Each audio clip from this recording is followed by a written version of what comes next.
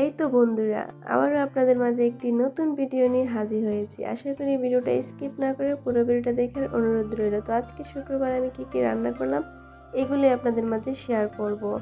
আশা করি ভিডিওটা স্কিপ না করে দেখবেন। তো চলুন মূল ভিডিওতে চলে যাই।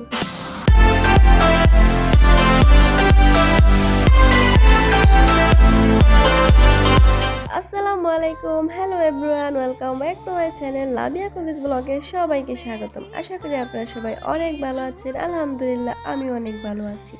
তো আজকে আবারও একটি নতুন ভিডিও নিয়ে আপনাদের মাঝে হাজির হলাম। তো আজকে আমি কি রান্না করব সেগুলো আপনাদের মাঝে শেয়ার করছি। আশা করি যদি ভিডিওটা ভালো লাগে তাহলে প্লিজ একটা লাইক, কমেন্ট এবং সাবস্ক্রাইব করে আমার পাশেই থাকবেন। আমার পরবর্তী ভিডিও পেতে প্লিজ আপনাদের কাছে অনুরোধ রইল, কারণ আপনাদের একটি লাইক কমেন্টে আমাকে সামনের দিকে এগিয়ে নিতে সাহায্য করবে।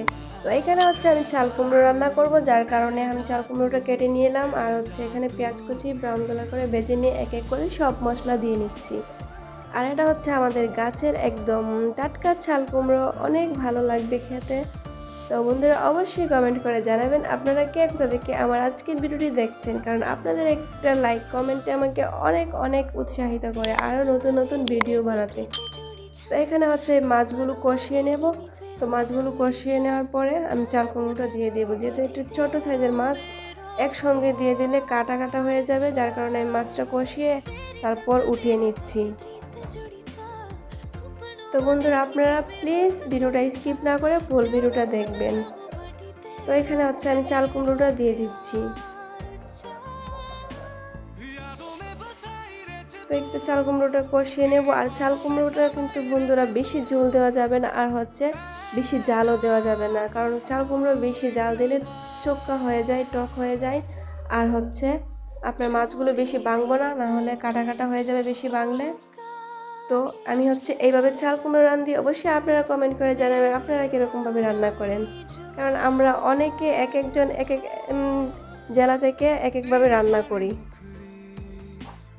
তো কম বেশি ভুল হতে পারে, তো অবশ্যই ক্ষমা করবেন। আর যদি আমার রান্নাটা না হয় তাহলে অবশ্যই আপনারা জানিয়ে দেবেন, কারণ এতে করে আমি আরেকটু ভালো করে শিখতে পারবো।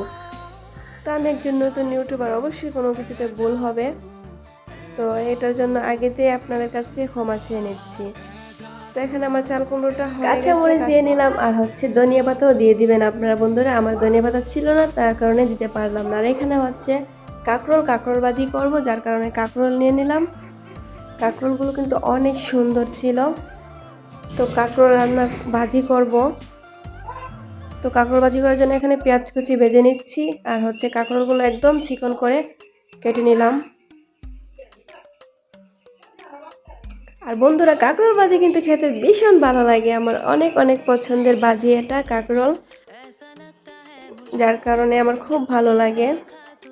আর যারা কাঁকরোল ভাজি খান না অবশ্যই একবার হলে ট্রাই করে দেখবেন, কত ভালো লাগে।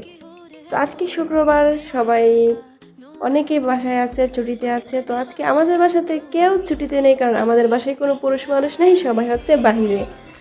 তো আমার কাঁকরোল ভাজি হয়ে যাওয়ার পর এখানে হচ্ছে আমি কিছু মাংস রান্না করব, দেশি মুরগি, একদম আমাদের ঘরে নিজস্ব পালা দেশি মুরগি, যার কারণে এখানে পেঁয়াজ কুচি করে নিলাম। আর হচ্ছে এখানে মাংসগুলো ভালো করে পরিষ্কার করে নিচ্ছি। তো একদম পিস করে নিলাম। তো এটা হচ্ছে একদম ছোট সাইজের বাচ্চাগুলো যে এগুলো থাকে, তো এগুলো খেতে কিন্তু বন্ধুরা ভীষণ ভালো লাগে, কারণ এগুলো আমাদের শরীরের জন্য অনেক উপকৃত, অনেক শরীর রক্ত হয় এগুলো খেলে। তো এগুলো রান্না করছি আজকে। এখানে সব ধরনের মশলা দিয়ে কষিয়ে নিয়ে ভালো করে মাংসটা দিয়ে দিলাম, কারণ আমরা সবাই মুরগি মাংস রান্না করতে পারি, যার কারণে পুরোটা দেখালাম না। তো এখানে ভালো করে মুরগির মাংসটা কষিয়ে নেব। আর পেঁয়াজগুলো একটু টুকটুক করে দেওয়ার কারণ হচ্ছে এটা একদম শুকনা করব, যার কারণে পেঁয়াজটা একটু কুচি করে থাকলে ভালো লাগে খেতে। যেহেতু আমি এখানে ঝোল দেব না, যার কারণে আমি পেঁয়াজটা একটু টুকটুক করে কেটে নিলাম। আর হচ্ছে মাংসগুলো একটু ভালো করে কষিয়ে নিচ্ছি। এটা রান্না করতে আমার বেশিক্ষণ সময় লাগেনি, যেহেতু ছোট বাচ্চা ছিল। তো এই যে দেখুন অলরেডি পানির ঝোল কিন্তু শুকিয়ে যাচ্ছে, আর একটু শুকিয়ে এটা আমার রেডি হয়ে যাবে। তো আজকে রান্না ছিল চাল কুমড়ো দিয়ে মাছ, আর হচ্ছে কাঁকরোল ভাজি, আর হচ্ছে দেশি মুরগির রান্না। তো অবশ্যই আপনারা বন্ধুরা কমেন্ট করে জানাবেন কে কোথা থেকে আমার আজকে ভিডিওটা দেখছেন, আর একটা লাইক কমেন্ট করে আমার পাশেই থাকবেন এবং সাবস্ক্রাইব করে রাখবেন পরবর্তী ভিডিও পেতে। প্লিজ আপনাদের কাছে অনুরোধ রইল।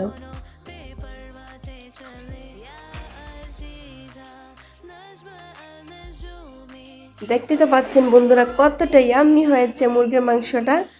দেখতে বোঝা যাচ্ছে আমার এখনই খেতে ইচ্ছে করছে, কারণ এই মুরগির মাংসটা বন্ধুরা অনেক ভালো লেগেছে খেতে, অনেক স্বাদ হয়েছিল।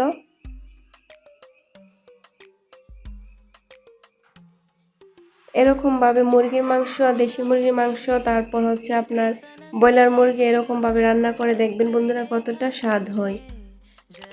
তো আজকে আমার রান্না বান্না এই ছিল। পরবর্তী ভিডিও পেতে অবশ্যই সাবস্ক্রাইব করে পাশেই থাকবেন। তো আজকের মতো এখানেই বিদায় নিচ্ছি।